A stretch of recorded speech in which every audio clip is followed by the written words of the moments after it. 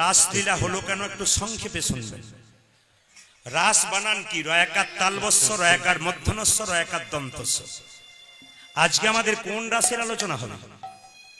রয়াকার দন্তস্য না রয়াকার মধ্যনস্য না রয়াকার তালবস্য? বাহ, এই যে আপনারা শুনে শুনে অভ্যস্ত হয়েছেন তার জন্য খুশি হলাম। রয়াকার তালবস্য রাস মানে হচ্ছে ধানের যে রাস করা হয় না, যারা চাষিবাসী মানুষ তারা জানে। আর রয়াকার মধ্যনস্য রাস মানে ঘোড়ার যে লাগাম ওটা। আর রয়াকার দন্তস্য রাস রসনাং সংঘ রতেইতি রাস, 12টি রসের সমন্বয়ে রাস হয়েছিল। 7টি গৌণ রস। তত্ত্বগুলো ভালো করে শুনবেন, রাসের তত্ত্ব না শুনলে রাস শুনে আপনার লাভ হবে না, এগুলো খুব বিস্তৃতভাবে শুনতে হবে। রয়াকার দন্তস্য রাস মানে ব্রহ্মাদি জয় সংরূঢ়া দর্প কন্দর্পহা শ্রীপতির গোপী শ্রীরাস মণ্ডলে মণ্ডিতম। মানে ব্রহ্মা এবং ইন্দ্রকে জয় করে কামদেব মদনের খুব অহংকার হয়েছিল। কৃষ্ণ কামদেব মদনের অহংকার চূর্ণ করার জন্য রাস করেছিলেন। এবার সেই রাসলীলার ব্যাখ্যা আপনারা অনেকেই শুনেছেন, আমি আপনাদের সুন্দর করে বোঝানোর চেষ্টা করি। মায়েরা, এটা প্রকাশ পেল কোথায় একটু মন দিয়ে শুনবেন। যদি আমি কোনো গল্প বলি, আপনি যদি মাথা নড়ান তাহলে বুঝবো শুনছেন, কিংবা হু হা দিচ্ছেন তাহলে বুঝবো শুনছেন। আর যদি এইটা যদি হয় তাহলে বুঝবো যে আপনি চলে গেছেন, মানে এখানে আছেন কিন্তু অন্য জায়গায় চলে গেছেন। আসলে দুর্গা দেবী কৈলাস পর্বতে বাবা ভোলাকে বলল, তুমি তো রাস দর্শন করেছো, তা রাসের কথা তোমার কাছে আমি শুনতে চাই। তো শিব বলেছিল, দুর্গা বলতে আমি পারি, শর্ত আছে। কি? একটু হু দিয়ে যেতে হবে। যেমন আমরা যখন ছোট ছিলাম ঠাকুমা গল্প বলে ঘুম পাড়াতো, গল্প শুরু করতো, আমরা হু দিতে দিতে যখন হু বন্ধ ঠাকুমা বুঝতে পেরে যেত তখন নিতাই গৌর হরিবোল হয়ে গেছে। ঠিক সেরকম দুর্গা দেবী বলছে আমি হ্যাঁ দেবো, কোনো চিন্তা নেই। শিব বলে যায়, আস্তে, শিব বলে যায়, দুর্গা শুনে যায়। শিব বলে যায়, দুর্গা শুনে যায়। শুনতে শুনতে হঠাৎ হঠাৎ দুর্গা কখন ঢলে পড়েছে শিবের মনে নাই, ভোলানাথ তো বলেই যাচ্ছে। কিন্তু সেখানে সামনে একটা গাছে সুখ পাখি ছিল, সে মনে মনে ভাবছে আমার যদি হু না দিই, দুর্গা ঘুমিয়ে পড়েছে, তাহলে রাজতত্ত্বটা আমি শুনতে পাবো না। এখন সেই সুখ পাখিটা হু দিতে দিতে দিতে দিতে যখন হঠাৎ শেষের সময়ে শিব একে, পার্বতী তুমি ঘুমিয়ে, আমি তো মাঝখানে ঘুমিয়ে পড়েছি, তাহলে এতক্ষণ হু দিচ্ছিল কে? দেখতে পেল গাছের মধ্যে সুখ পাখি। বাবা ভোলানাথ বলল, দেরি করবি না, ত্রিশূল ওর প্রাণটা নিয়ে আমার কাছে আন, এখনই যা প্রাণটা নেয়। এখন চলে যাচ্ছে সুখ পাখি প্রাণের ভয়ে, আর বাবা ভোলা ত্রিশূল ছুঁড়েছে। আচ্ছা, সুখ পাখি বাঁচবার জায়গা পাচ্ছে না, কোথায় ঢুকবে? সেই সময় আপনার একটু তত্ত্ব কথা শুনবেন, দামি কথা। বলছে ব্যাসমুনির স্ত্রী, শাস্ত্রে দু জায়গায় দুটো নাম আছে। এক জায়গায় নাম আছে মৎস্যগন্ধার স্ত্রী দেবরুচি, ভালো করে শুনবেন। এক জায়গায় দেওয়া আছে মৎস্যগন্ধার স্ত্রী, মৎস্যগন্ধার কন্যা দেবরুচি। আর এক জায়গায় দেওয়া আছে বিটিকা দেবী। আপনারা কোনটা নেবেন সেটা আপনাদের ব্যাপার। বেশিরভাগ ক্ষেত্রে বিটিকা দেবী বলা হয়, এই জন্য আমি আজকে দেবরুচি বলবো, বিটিকা দেবীও বলবো। বিটিকা দেবীকে ধরেই করলাম। তো বিটিকা দেবী তখন কি করছিল, সুখ পাখিটা যখন প্রাণী হয়ে চলে আসছে, মায়েরা দেখবেন এখনকার অনেকের মায়েদের আছে, আগেকার মায়েদেরও ছিল অবশ্যই, এখন নতুন যারা এসছে তাদের নাই। আগে দেখবেন মায়েরা স্নান করার পর চুলটা ঝাড়তেন না। জোরে বলুন হ্যাঁ না না, একটু বলুন।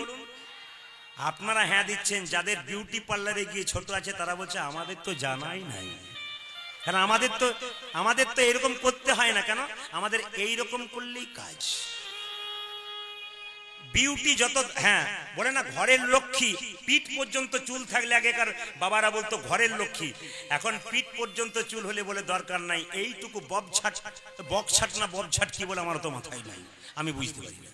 তো মায়েরা লক্ষ্য করুন, বিটিকা দেবী স্নান করার পর দেখবেন এরকম করে গামছা নিয়ে চুলটাকে ঝাড়ছে, ঝাড়তে ঝাড়তে অটোমেটিক মুখটা হাঁ হয়ে যাবে। যখনই মুখটা হাঁ হয়ে গেছে, সেই ফাঁকে সুখ পাখি ঢুকে গেছে। ত্রিশূল তো নারী হত্যা করতে পারে না, ফিরে গেল বাবার কাছে।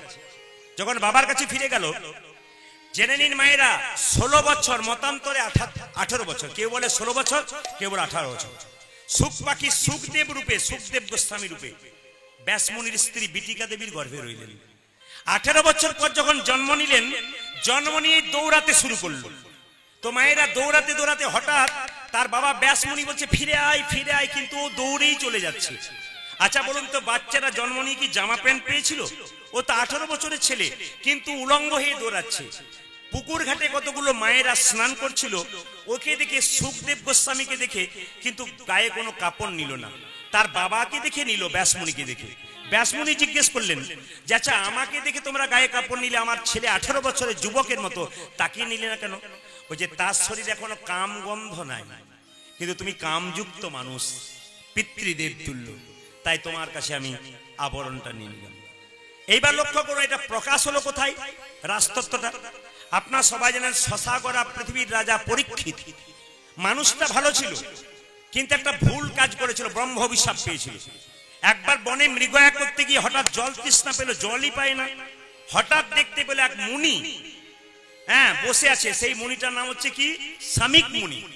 সেই মুনিটা বসে আছে, ধ্যান করছে। মুনিবর, আমি বড় ক্লান্ত, আমি বড় ক্ষুধার্ত, খাবার আমার চাই না, একটু জল পান করতে চাই।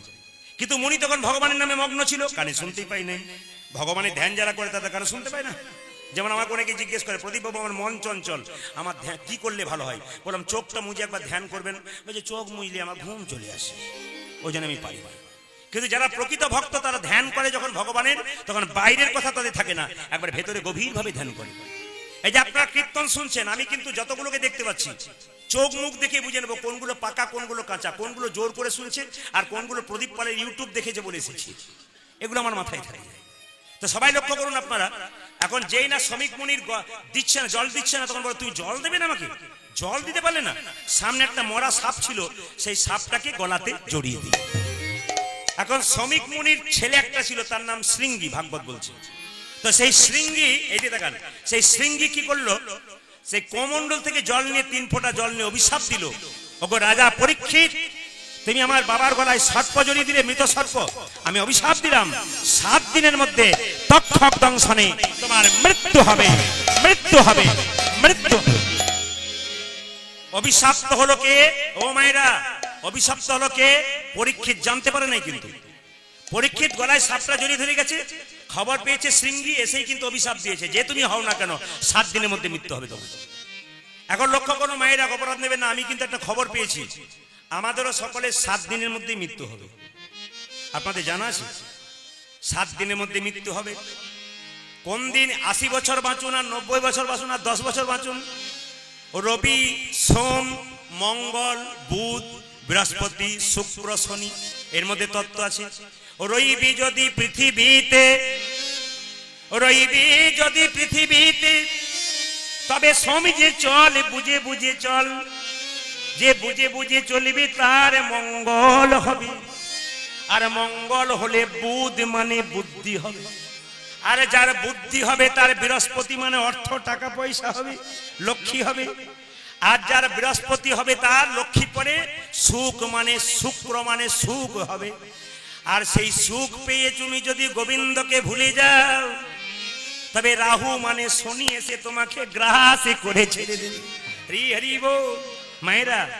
তখন সিংহীকে তার বাবা বলল, শ্রমিক মুনি তুই অভিশাপ দিয়ে দিয়েছিস, তুই পরীক্ষিতকে জানিয়ে দিয়ে আয়, ও তো জানে না অভিশাপ পেয়েছে, তুই তো এখানে অভিশাপ দিয়েছিস, ও তো মরা সাপটা গলা ধরে চলে গেছে, অভিশাপ কেন দিবি, ও তো ভালো মানুষ, তুই যা তাকে বলে দিয়ে আয় আর তার কাছে ক্ষমা চেয়ে নিয়ে আয়। সিংহী গিয়ে ওই সঙ্গে সঙ্গে পরীক্ষিতকে বললো, কিছু মনে করবেন না, আমি আপনাকে একটা অভিশাপ দিয়েছি, আপনি জানতেই পারেন না, 7 দিনের মধ্যে আপনার তক্ষক দংশনে মৃত্যু হবে, আমার বাবার গলায় সাপ জড়িত বলে। সঙ্গে সঙ্গে রাজা পরীক্ষিত নাচতে শুরু করেছে, খুব নাচতে শুরু করেছে। তখন মনে মনে ভাবলো সিংহী তাহলে এর বোধহয় মাথা খারাপ হয়ে গেছে, মৃত্যুর খবর শুনে মাথা খারাপ হয়ে গেছে। বলছে ও তোমার কি মাথা খারাপ হয়ে গেল, তুমি নাচতে শুরু করেছো? বলছে আসলে আমি এই জন্য নাচি নাই, আমি নাচছি আনন্দে। বলে কেন? এই জগতে যত মানুষ আছে কেউ তো জানতে পারে না মায়ার সংসার ত্যাগ করে কবে যাবে, কিন্তু আমি যে এমন পুরুষ যে জানতে পারলাম 7 দিন পরে আমার মৃত্যু হবে, এই জন্য আনন্দে, খুব আনন্দে নাচতে শুরু করেছে। রাজা পরীক্ষিত খুব জ্ঞানী মানুষ ছিল। এই রাজা পরীক্ষিত গেল কোথায়? বলছে তোনো 7 দিন ধরে তোমাকে ভাগবত পাঠ শুনতে হবে। বলছে কোথায়? মায়েরা আপনারা সব হরিদ্বার গেছেন? জোরে বলুন। হরিদ্বারে যেখানে দীপ জ্বালানো হয় ওটা হরিকা প্যারি বলা হয়। হরিকা পারি যেখানে দীপ জ্বালানো হয় সেই জায়গার নাম হরিকা পারি। তো সেখানে গিয়ে ভাগবত শুরু হলো, শুনলো কে? রাজা পরীক্ষিত। আর শ্রবণ করালো কে? সুখদেব গোস্বামী। একদিন, দুদিন, 3 দিন, 5 দিনে যে আলোচনাটা হলো সেইটা আমাদের আজকে আলোচনার বিষয়। ভগবান পিতারাত্রি শারদয় বিক্ষরন্তু মনশ্চক্রে যোগময়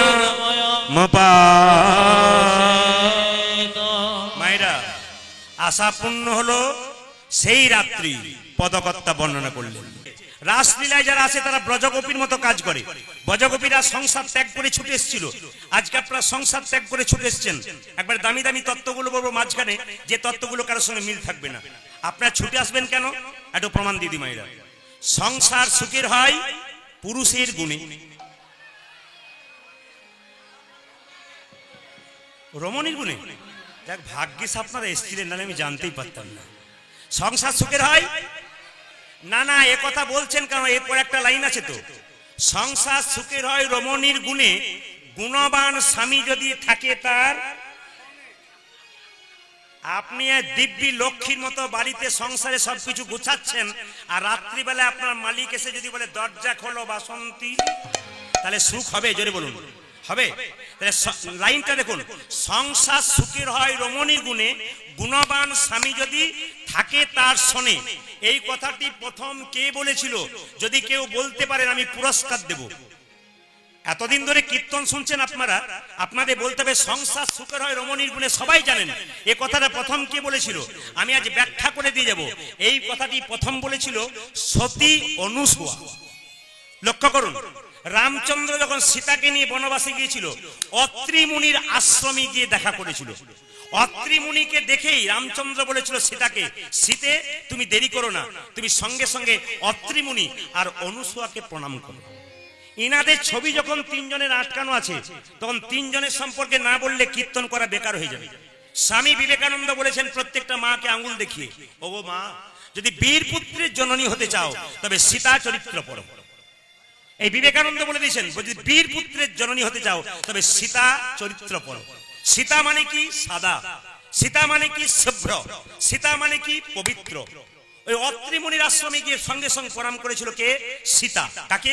অত্রি মুনিকে, তার স্ত্রী অনুসূয়াকে।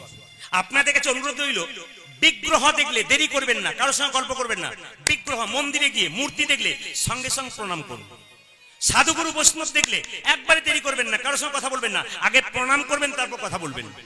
প্রণাম সঙ্গে সঙ্গে করলে ফল পাওয়া যায়, আর দেরি করলে ফল পাওয়া যায় না। কেন?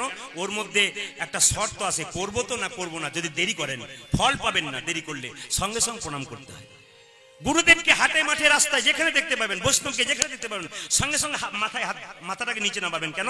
একটু আশীর্বাদ আপনারা পেয়ে যাবেন। আশীর্বাদ ছাড়া হয় না। যদি হও নিচু তবে পাবে কিছু, যদি হও নিচু তবে পাবে কিছু, আগে নিচু হতে হবে তারপর। তো অত্রি মুনির আশ্রমে যখন প্রণাম করলো সতী অনুষাকে, সঙ্গে সঙ্গে সীতাকে একটা কথা বলেছিল, সীতা সংসার সুখের হয় রমণীর গুণে। কে বলেছিল মা? যেটা বলুন, সতী অনুসূয়া। কথাগুলো শুনে যাবেন, কালকে যেন মনে থাকে। সতী অনুসূয়া। সঙ্গে সঙ্গে সীতা বলেছিল, মা কিছু মনে করো না, আজকে তোমার কাছে আমি একটু তত্ত্ব কথা শুনতে চাই, একটু বলো। তখন সঙ্গে সঙ্গে অত্রি মুনির স্ত্রী সতী অনুসূয়া বলেছিল, তত্ত্ব কথা যদি শুনবি তবে বস। জানিস আমাকে লোকে সতী অনুসূয়া বলে কেন? আমার স্বামী অত্রি মুনি, ভালো করে শুনবেন। একদিন আমি শুয়ে বসে আছি, আমার কোলে আমার অত্রি মুনি স্বামী শুয়ে পড়লো। শুয়ে পড়ে কৃষ্ণ নাম গাইতে লাগলো, আর কৃষ্ণ নাম গাইতে গাইতে হঠাৎ ঘুমিয়ে পড়লো।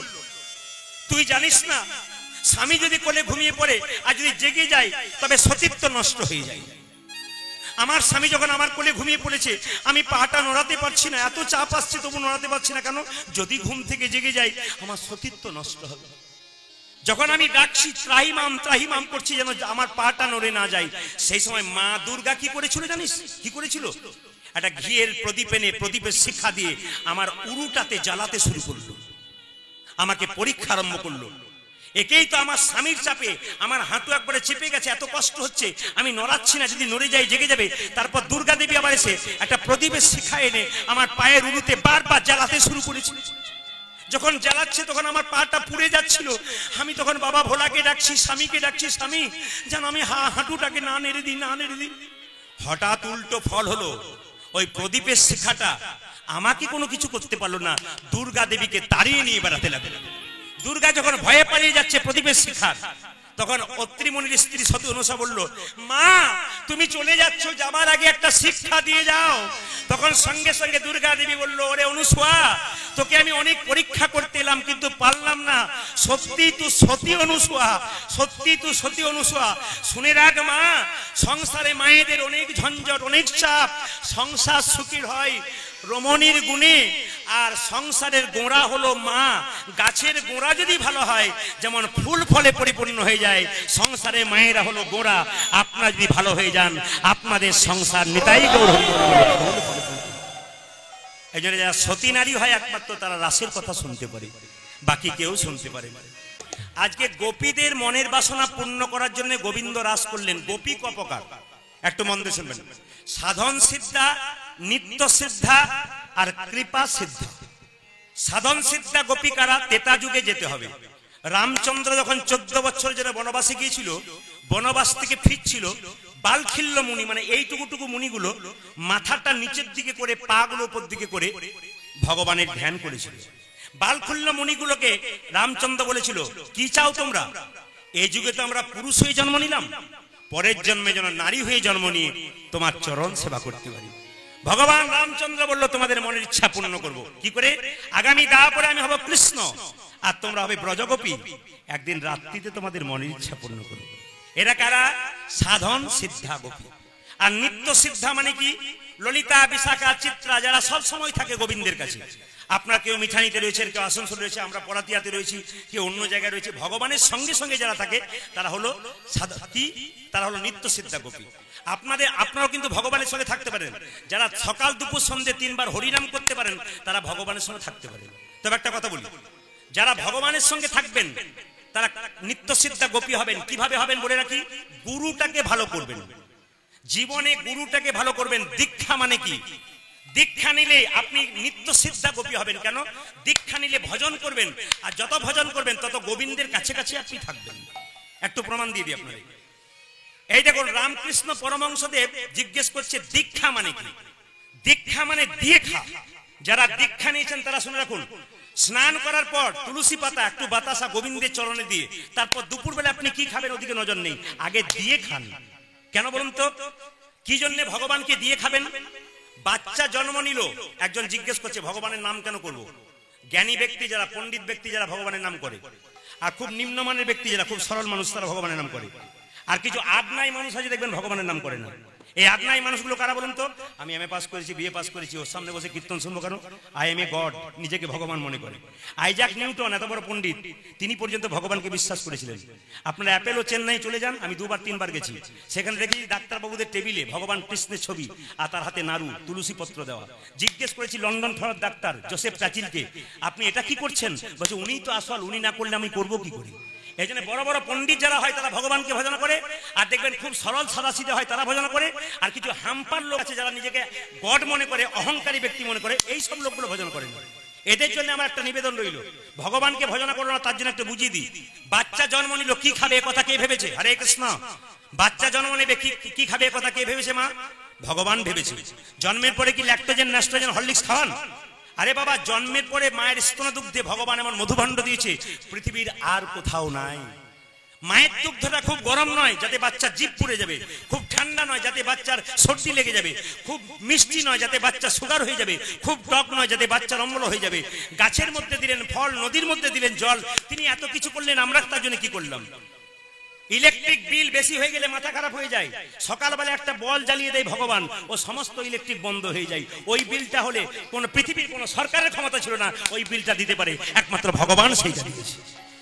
করোনাকালীন দেখবেন আপনারা অক্সিজেনের জন্য কেঁদে কেঁদে বেড়াচ্ছিল, কি অবস্থা হচ্ছিল, একটা সিলিন্ডারে কত দাম হচ্ছিল। আর ভগবান যে অক্সিজেনটা দিচ্ছে, ওর মিটার যদি আমরা নাকের মধ্যে বসিয়ে দিই, তাহলে গোটা সরকারের ক্ষমতা নাই, কোনো পৃথিবীর কোনো সরকারের ক্ষমতা নাই যে সেই বিলটা মিটিয়ে দিতে পারে। এই জন্য জ্ঞানী লোক যারা হয় তারা তো সব জানে, অহংকার করে কি লাভ আছে? যে মাটিতে দাঁড়িয়ে আছি সেই মাটিতেই তো আমি মিশে যাব, অহংকারের কি দাম আছে? এই জন্য আপনাদের বলি দীক্ষা মানে কি? দেখা। দীক্ষা দীক্ষা মানে কি দেখা, তার মানে আপনি যখন দীক্ষা নিলেন তখন আপনার দুটো চোখ ছিল, একটা চোখ হলো ওইটার নাম জ্ঞান চক্ষু। দীক্ষা মানে কি সাধনা, উন্নতি করা। যত আপনি মন্ত্র ভজন করবেন তত উন্নতি হবে। যেমন রামকৃষ্ণদেব বলেছে গুরু হচ্ছে দু প্রকার, একটা ঢোঁড়া গুরু, একটা জাত গুরু। একটু প্রমাণ দিয়ে দিই। রামকৃষ্ণদেব একটা ভাগ্নে ছিল, এই যে ঠাকুরের কথা একটু বলতে হয় বলে, তো রামকৃষ্ণদেবের একটা ভাগ্নে ছিল, তার নাম কি ছিল জানেন? হৃদয়। হৃদয় একটু আদর করে বলতো, অ হৃদু একটু পায়খানা পেয়েছে রে, সন্ধে হয়ে গেল, আমি একা যেতে পারবো না, জলের গাড়ুটা নিয়ে তুই চল তো। এখন রামকৃষ্ণদেব আগে আগে জঙ্গলের দিকে যাচ্ছে, আর হৃদু তার ভাগ্নে জলের গাড়ুটাকে নিয়ে পেছন পেছন যাচ্ছে। হঠাৎ দেখতে পাচ্ছে বনের মধ্যে প্যাক প্যাক প্যাক। ও মামা কি রে? বলে ওটা কি? বলে সাপে ব্যাং ধরেছে। বলে একবার দেখলে হতো না, ওদের কাজ ওরা করুক, আমাদের কাজ আমরা করি চল।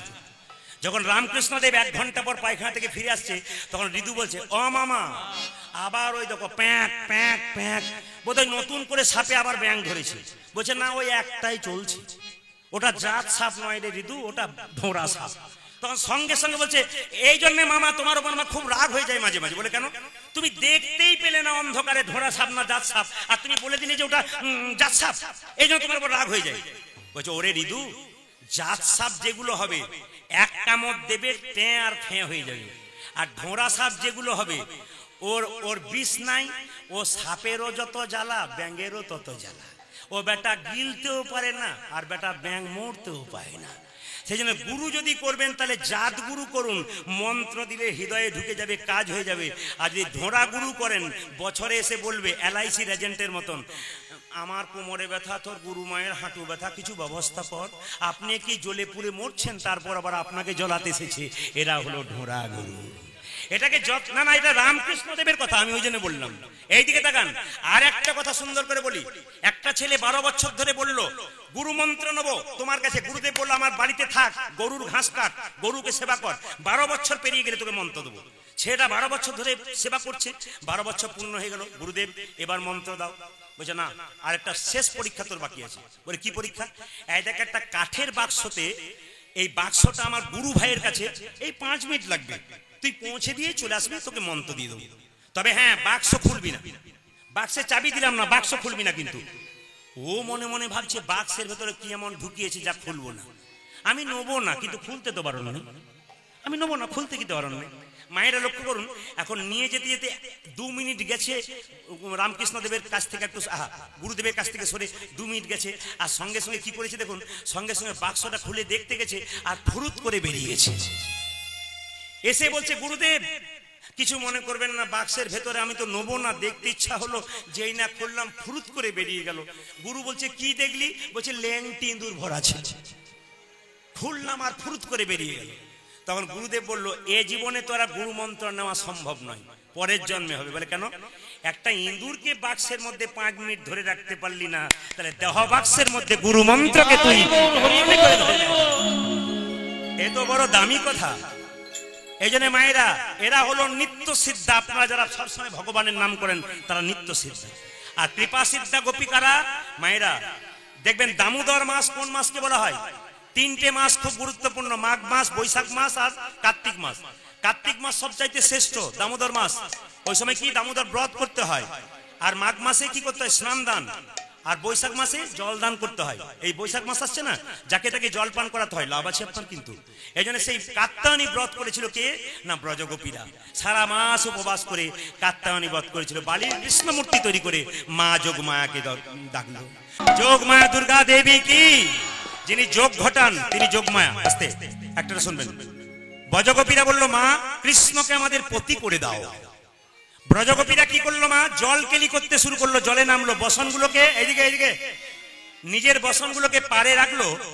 আর যখন জলের মধ্যে জল কেলি করতে নেমেছে, হঠাৎ দেখলো কৃষ্ণ গাছে কদম্ব বৃক্ষের মধ্যে উঠে পবন দেবকে বললেন, এত জোরে পবন দাও, মানে বাতাস বয়ে দাও, সব বসনগুলো একবারে কাপড়গুলোকে গাছের ডালে তুলে দাও। তুলে দিয়েছে। হঠাৎ এক ব্রজগোপী বলছে, হ্যাঁ রে, এই জলের মধ্যে কিসের ছায়া পড়ছে? জলের মধ্যে কিসের ছায়া পড়ছে? একজন বলছে ভূত টুত কিছু হতে পারে, আর একজন বলছে না না, হ্যাঁ রে, বসনগুলো কই? এই তোর বসন কই? আচ্ছা, কারো বসন নাই, আচ্ছা, বৃন্দাবনে হনুমানের খুব উৎপাত, আপনারা জানেন তো? জেরে বলুন হ্যাঁ না। আগে দেখবেন আপনার যা আছে চশমা ঘড়ি সব নিয়ে পালিয়ে যেত, এখন আবার মোবাইলগুলো নিয়ে গাছে উঠে যায়। এখন অন্য কিছু চায় না, এখন আবার ফুটি খায়। অবাক হবেন আপনারা, ফুটি খায় এখন। এরাও কিন্তু আধুনিক হয়ে গেছে। তো মনে মনে ভাবছে তাহলে বোধহয় আমাদের ও মা, চোরের সর্দার তো গাছের উপরে বসে আছে, কৃষ্ণ বসে আছে। ব্রজগোপীরা বলছে এই দেখো বসন দাও, বসন দাও। গোবিন্দ বলছে দেবো না। বলে কেন? কেন দেবে না? যদি না দাও তোমার নতুন নাম দেবো। কি নাম দেবে? তুমি লম্পট, তুমি লম্পট। মায়েরা, কৃষ্ণ বলল সত্যি আমি লম্পট। লম মানে কাম, পট মানে দমনকারী। আমি তো কাম দমনকারী গোবিন্দ, আমি সত্যি লম্পট। দেখো, লম্পট মানে খারাপ কথা নয়, কিন্তু লম মানে কাম, গোবিন্দের ক্ষেত্রে খারাপ কথা নয়। লম মানে কাম, পট মানে দমনকারী। সঙ্গে সঙ্গে ব্রজগোপীরা বলছে, এক হাতে লজ্জা নিবারণ করে বলছে যদি বসন না দাও পিতানন্দকে বলে দেবো। কৃষ্ণ বলছে যখন ব্রজের পথে যাবে কত লোক তোমাদের দেখবে, তখন লজ্জা লাগবে না? আমাদের কাছে আসতে আমার কাছে আসতে লজ্জা করছে? যাও তুমি পিতানন্দের কাছে যাও। কে লাল লাইট মারছে? কে ওখান থেকে? পিতানন্দের কাছে যাও। যখনই বলেছে পিতানন্দের কাছে যাও, চলে যাও। ব্রজগোপীরা দেখলে আর উপায় নেই, বসন দিয়ে দাও। ওই যে দিতে পারি একটা শর্তে। বলে কি শর্ত? সূর্যকন্যা যমুনা, তার মধ্যে তোমরা বিবসনায় অবগাহন করছো, তোমরা সূর্যকন্যা যমুনা সূর্যদেবের কাছে তোমরা একবার ক্ষমা প্রার্থনা করে নাও। কিন্তু দেখুন, লজ্জা নিবারণ করে এক হাত তুলে এরকম করে ডাকছে। এই দিয়ে তাকান মায়েরা, আপনারা মন্দিরে প্রণাম করেন, কিন্তু সবার কাছে নিবেদন রইল এক হাতে কেউ প্রণাম করবেন না। ও মায়েরা, বাচ্চাদের শিখিয়ে দেবেন যখন প্রণাম করতে হয়, দেবদেবীকে প্রণাম করতে হয় ডান দিকে রেখে। এটা ধরুন দেবতার মন্দির, এ ডান দিকে রেখে প্রণাম করবেন। কৃষ্ণকে প্রণাম করবেন বাঁ দিকে রেখে, আর সাধুগুরু বৈষ্ণবকে প্রণাম করবেন সম্মুখে। তবে প্রণামটা মাথায় রাখবেন, আপনার ডান হাতটা যেন ওনার ডান পায়ে পড়ে, আর আপনার বাঁ হাতটা যেন ওনার বাঁ পায়ে পড়ে। কিভাবে প্রণাম করবেন? এরকম করে প্রণাম করবেন, বাঁ হাতটা নিচে ডান হাতটা উপরে। দেখবেন আপনার ডান হাত ওনার ডান পায়ে পড়বে, বাঁ হাত বাঁ পায়ে পড়বে। কৃষ্ণ এরকম করে দাঁড়িয়েছিল। লোকে বলছে কৃষ্ণ তুমি বাঁকা। কৃষ্ণ বলে আমি বাঁকা নয়, তোরা বোকা। বলে কেন? প্রণামটা উল্টো করবি। বলে আমি আগে থেকে উল্টে দিয়ে বসে আছি। ওই জন্য ভগবান আগে থেকে উল্টে দিয়ে বসে আছে, বাবা শিব উল্টে দিয়ে। কীর্তনে কিন্তু মজা আছে। এই জন্য আজকে আমি সিদ্ধান্ত নিয়ে নিয়েছি যে আজকে আমি এই সিদ্ধান্ত নিলাম, আজকে আমি 3টে পর্যন্ত কীর্তন করবো। রাজি আছেন না? 3টে মানে ভোর 3টে বলি না, 3 ঘন্টার কথা বলেছি। ও ঘড়ির দিকে তাকান কেমন বলছে। আমার রিল কিন্তু 3 ঘন্টা। যেটা বলো রাধা রানী কি, শ্যাম সুন্দর কি। এবার দামি তত্ত্ব শুনবেন, যে তত্ত্বগুলো সব জায়গায় পাওয়া যায় না। মন দিয়ে শুনুন। এইরকম করে এক হাত লজ্জা নিবারণ করছে, এক হাতে রাখছে। মায়েরা, এক হাতে যদি কেউ প্রণাম করে তবে যত পাপ পুণ্য ছিল সব পাপে পরিণত হয়, আর 2 হাতে প্রণাম করলে পাপগুলো ক্ষয় হয়, পুণ্যে পরিণত হয়। আপনারা সবাই জানেন দ্রৌপদীর যখন বস্ত্রণ হয়েছিল, লক্ষ্য করবেন, দ্রৌপদীর যখন বস্ত্রণ হয়েছিল আপনারা সবাই জানেন 80,000 চেয়ার ছিল। 80,000, কত হাজার বললাম? 80,000। কেন? একটা মেয়ের কাপড় টানা হবে, তাকে উলঙ্গ করা হবে, তার জন্য 80,000 মানুষ দেখবে। আশ্চর্যের ব্যাপার। কুরুক্ষেত্রের যুদ্ধের ঘটনা শুনলে আপনার চমকে যাবেন, মাথা গরম হয়ে যাবে, কিন্তু মাথা ঠান্ডা করে শুনতে হবে। কেন? এর মধ্যে দারুণ তত্ত্ব আছে। কিন্তু আপনারা ভাবছেন প্রথমে কেমন লাগছে, 80,000 চেয়ার বসছিল লোক। কেন? বস্ত্রণ হবে দ্রৌপদীর। ভালো করে তাকাবেন আমার দিকে। 80,000 চেয়ারে লোক বসে আছে, 80,000 দাঁড়িয়ে আছে পেছনে। তো দ্রৌপদী যখন বস্ত্রণ হবে, দুঃশাসন তখন দ্রৌপদীর চুলের মুঠি ধরে টেনে আনলো রাজসভা। যেই না কাপড়টা টানতে লাগলো মা, দ্রৌপদী এক হাতে লজ্জা নিবারণ করেছে, এক হাতে এরকম করে ভগবানকে ডাকছে, এক হাতে বসনটা দিয়েছে। নারদ মুনি বলছে, হে গোবিন্দ, অসহায় নারী তোমাকে এমন করে ডাকছি, তুমি বসনের ব্যবস্থা করো, মেয়েটা যে বিবসনা হয়ে যাচ্ছে। দ্রৌপদী সঙ্গে সঙ্গে বলল, হে গোবিন্দ বসন দাও। কৃষ্ণ বলল, নারদ, আমি পরীক্ষা নেওয়ার জন্য প্রস্তুত, কিন্তু পরীক্ষা দেওয়ার জন্য প্রস্তুত নয়। ও হলে গেছে কিন্তু প্রিপারেশন এখনো হয় নাই। এই দিয়ে তাকান, হলে গেছে প্রিপারেশন হয় নাই। আমি পরীক্ষা। মা বস্ত্রটা পেয়েছিল কেন, তার আগে একটু বলে দিই। বস্ত্র পেয়েছিল কেন? 2টো কারণে। দ্রৌপদী একদিন গঙ্গায় স্নান করতে গিয়েছিল, এক মুনি গঙ্গা জলে কোমর পর্যন্ত দাঁড়িয়ে আছে। দ্রৌপদী বলল, মুনিবর জল থেকে ওঠো। বলে, কেন? 1 ঘন্টা দাঁড়িয়েছে, স্নান করতে পারছি না। মুনিবর বলল, মা গো, যে কাপড়টা পরে স্নান করছিলাম ওই কাপড়টা জলে ভেসে চলে গেছে, তোমার কাপড়টা দিলে আমি একটু কেটে টুকরো করে দিলে লজ্জা নিবারণ করে পারে উঠবো। দ্রৌপদী নিজের কাপড়টা টুকরো করে জলে ছুড়ে দিয়েছিল। মুনিবর লজ্জা নিবারণ করে পারে উঠে বলল, মা, এই যে তুমি এইটুকু কাপড় দিলে, এই কাপড় তুমি অনেক করে পারে কোন দিন? যেদিন দ্রৌপদীর বস্ত্র হলো সেই দিন। আর পেয়েছিল কখন বলুন তো? কৃষ্ণের পিসির ছেলের নাম ছিল শিশুপাল। হরে কৃষ্ণ। কৃষ্ণের পিসির ছেলের নাম ছিল শিশুপাল মায়েরা। তার 3টে চোখ 4টা হাত হয়েছিল। এই মিঠানি গ্রামে কোন একটা বাচ্চা যদি জন্ম নেয় 3টে চোখ 4টা হাত, সবাই দেখতে যাবে আর বলবে কি রাক্ষস ছেলের জন্ম দিয়েছে। শিশুপালের মা অন্ধকারে শিশুপালকে যখন জঙ্গলে ফেলতে যাচ্ছে, আকাশবাণী হলো, মা তুমি ফেলতে যাচ্ছ কেন? বলছে, ওটা রাক্ষস ছেলে, তাই অন্ধকারে ফেলে দিয়ে চলে যাবো। আকাশবাণী হলো, মা তোমার ছেলেকে নিয়ে যাও বাড়িতে। কতজন তোমার ছেলেকে দেখতে আসবে? এমন একজন দেখতে আসবে যে দেখার সঙ্গে সঙ্গে তোমার ছেলের একটা চোখ আর 2টো হাত খসে পড়বে, জানবে তারই হাতে তোমার ছেলের মৃত্যু হবে। সবাই দেখতে গেল, কিচ্ছু হলো না। কৃষ্ণ যেই না পা দিয়েছে দরজাতে, শিশুপালের একটা চোখ আর 2টো হাত খসে পড়েছে। কেউ জানতো না। শিশুপালের মা চিৎকার করে বলছে, কৃষ্ণ, কি আমি তোর কে? পিসি। যদি আমি তোর পিসি হয়, এ তোর কে? আমার ভাই। কথা দে, কি শত অপরাধ করলে ক্ষমা করে দিবি? কৃষ্ণ বলল, আইন রাখবো কিন্তু ফাঁক রেখে দেবো। শত অপরাধ করলে ক্ষমা করবো পিসিমা, 101 হলে বেটাকে ছেড়ে দেবো না। 100টা ক্ষমা করার দায়িত্ব রইল, 101 হলে ছেড়ে দেবো না। যুধিষ্ঠির মহারাজ যখন কি করলেন, এদিকে দেখান, যুধিষ্ঠির মহারাজ যখন যজ্ঞ করলেন, কৃষ্ণকে সভাপতি করলো, সবাই মেনে নিল, একজন মানলো না। কৃষ্ণকে মানলো না শিশুপাল। চিৎকার করে বললো, কে লম্পট? কৃষ্ণকে অপমান করছে রাজসভাতে, কে লম্পট? এ তো ব্রজভূমিতে বসন চুরি করে, এ তো ননি চুরি করে, চোর চোর। কৃষ্ণ মনে মনে ভাবছে, এই শিশুপাল, তুই বলে যা, পিসির সঙ্গে কথা আছে 100টা বলার, 101টা হয়ে যাক, তারপর দেখ আমি তোকে কি করি।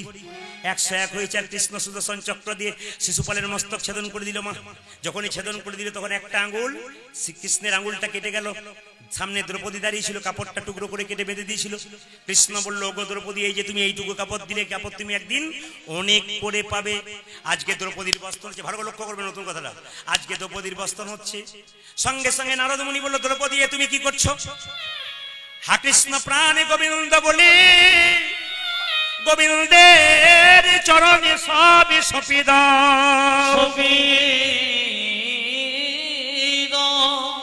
সঙ্গে সঙ্গে দ্রৌপদী কেঁদে কেঁদে বলে, যা কিছু আমার সকলই তোমার, আমারই কেবল তুমি, জীবনে মরণে জনমে জনমে প্রাণনাথ হইও তুমি। আরে বাবা, যতক্ষণ পর্যন্ত টাকা থাকে, পয়সা থাকে, শরীরে ক্ষমতা থাকে, রোগ হলে সবকিছু দেখান।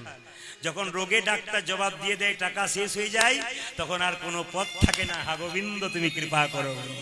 বাবা, এই অহংকার থাকবে না। একদিন যদি ভগবান দিতে যতক্ষণ, নিতে ততক্ষণ, মনে মনে ভাববেন আমার প্রচুর ধন আছে, আমার অহংকার খুব আছে।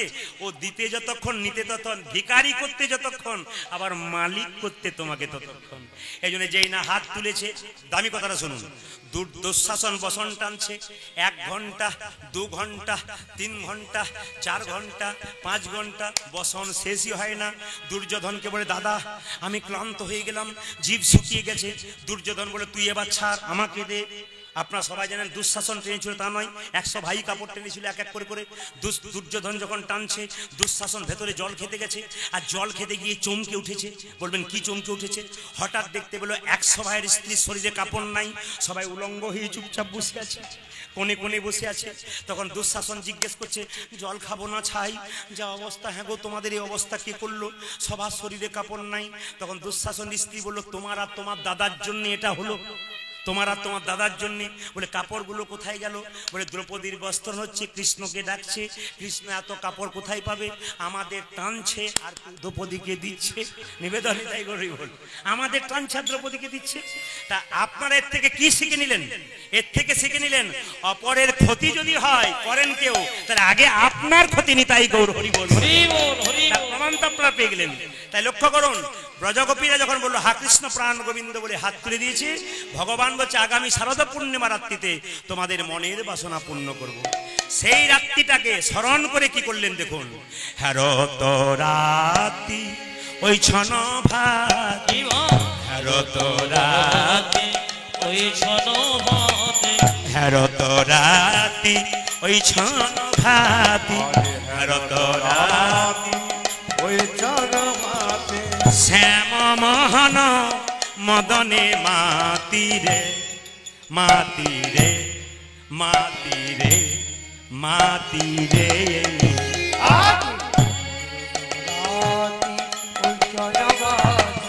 শ্যাম মোহন মদনে মাতিরে মাতিরে মাতিরে মাতিরে মুরলীর গান পঞ্চমতান মুরলীর গান পঞ্চমতান ধ্বনি ধ্বনি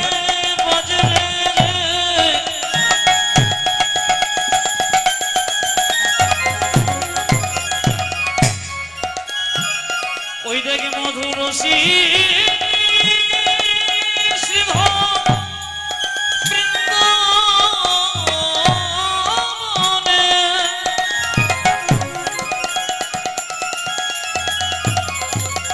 ধ্বনি মায়েরা প্রেম সে